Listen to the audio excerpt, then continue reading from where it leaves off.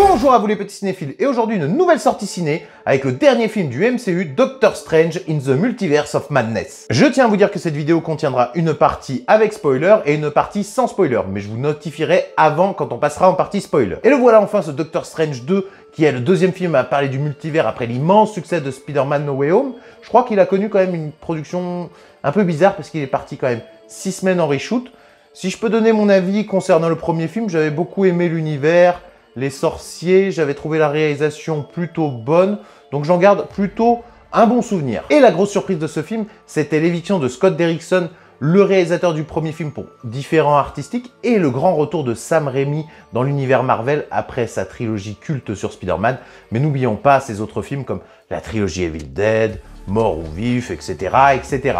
Un très bon réalisateur. Au casting, on retrouve bien évidemment Benedict Cumberbatch, on a également Benedict Wong et Rachel McAdams. Et pour ce film, évidemment, on a intégré Elizabeth Olsen dans son rôle de Wanda Maximoff ou la sorcière rouge. Ce qui m'embête un peu dans la stratégie de Disney en ce moment, c'est qu'il faut absolument avoir tout vu pour tout comprendre, et notamment avec ce film, je vous conseille d'avoir vu WandaVision, Loki, What If, mais bon, passons là-dessus. Et alors, de quoi ça parle? Doctor Strange va devoir aider une adolescente America Chavez qui a le pouvoir d'ouvrir des portails dans le multivers, pouvoir que Wanda veut s'emparer pour pouvoir retrouver ses enfants. Et verdict, j'ai beaucoup apprécié, j'ai été amplement diverti, et je trouve que ce film a même pas mal de qualité. Je vais commencer par la réalisation de Sam Raimi que j'ai trouvé plutôt bonne et assez inspirée, et la grande question c'était de savoir, est-ce qu'il ne serait pas trop bridé par Kevin Feige et l'univers Marvel? Ici, je dois dire que la réponse est non. On essaie de t'installer une ambiance assez sombre avec le personnage de la sorcière rouge. D'ailleurs, c'est vrai que tu as une prédominance de cette couleur dans le film, mais il y a notamment un plan où elle se retrouve dans une sorte de labyrinthe de miroir où son reflet est un petit peu partout et la caméra se balade un peu partout également, ce qui renforce l'esprit de désorientation, et ça j'ai trouvé magnifique. Il y a également un autre plan où les deux personnages principaux se baladent à travers les différents mondes du multivers, et sans vous spoiler, il y a quand même quelques bonnes surprises, le plan est joli, très inspiré, j'ai beaucoup aimé. Tu peux également retrouver dans le film pas mal de plans sur les yeux, mais aussi des vues subjectives en fait, ce qui donne un petit côté horreur et un petit côté slasher au film. D'ailleurs, si on y va par là, on pourrait presque considérer ce film comme un slasher, je m'explique. En fait, tu as des personnages qui essaient de fuir un monstre quasi invincible et quasi inarrêtable qui veut les tuer. Tu as quelques tentatives, je dis bien tentatives pour le MCU, de rendre ça un petit peu horrifique de par la colorimétrie. Tu as également quelques petits jumpscares, on voit plusieurs morts à certains moments, ce qui est assez inhabituel, et tu as quelques gouttelettes de sang. Et je pense même que Sam Raimi s'est fait plaisir. J'ai vu pas mal de références à d'autres films d'horreur comme The Ring. J'ai même vu un moment, ça me faisait beaucoup penser à Shining avec un petit mélange d'aliens. Vous me direz ce que vous en pensez. Par contre, je pense que tu vois quand c'est des scènes reshootées parce que t'as la moumoute à Doctor Strange qui est pas vraiment la même et qui fait vraiment pour le coup perruque.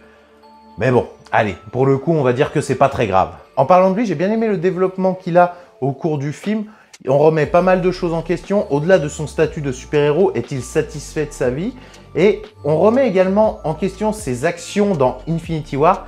A-t-il fait le bon choix? N'y avait-il pas une autre solution que de sacrifier la moitié de la planète pour les faire revenir plus tard? Évidemment, nous n'échappons pas aux traditionnels et maintenant nouveaux caméos multiversels qui sont sympa, mais vraiment sans plus. Enfin, on en parlera un petit peu dans la partie spoiler. À mon sens, le gros point fort du film, c'est le personnage de Wanda, alias la sorcière rouge, qui est vraiment top en méchante.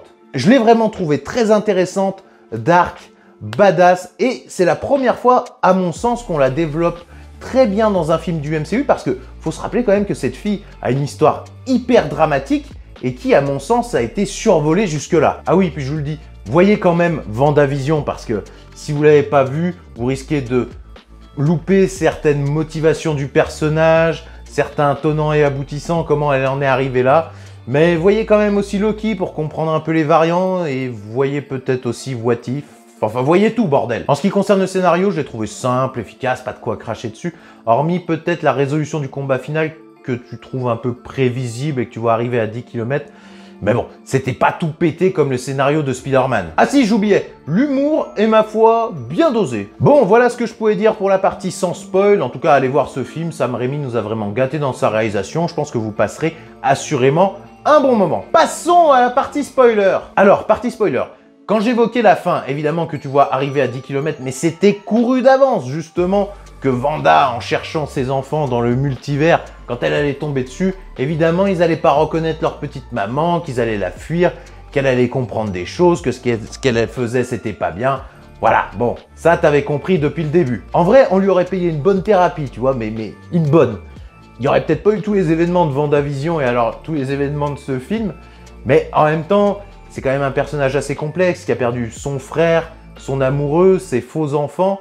Donc, elle est vraiment en mode « je veux tout niquer, tout récupérer, faire ce que je veux ».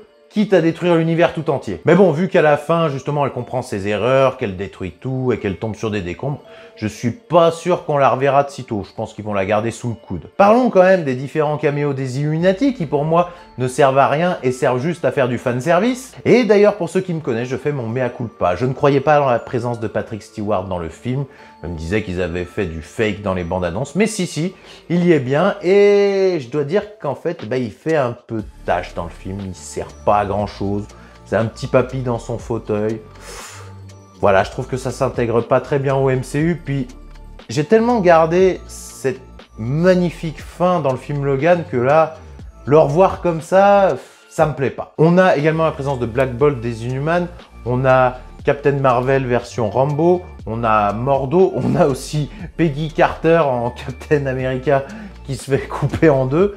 Et on a également l'introduction de Reed Richards qui est joué par John Krasinski. Voilà, en gros, c'était pour plaire aux fans, ça sert pas à grand chose dans l'histoire parce que de toute façon, Wanda les défonce. Il y a un combat que j'ai bien aimé, c'est quand Stephen Strange rencontre son double en mode Dark Strange.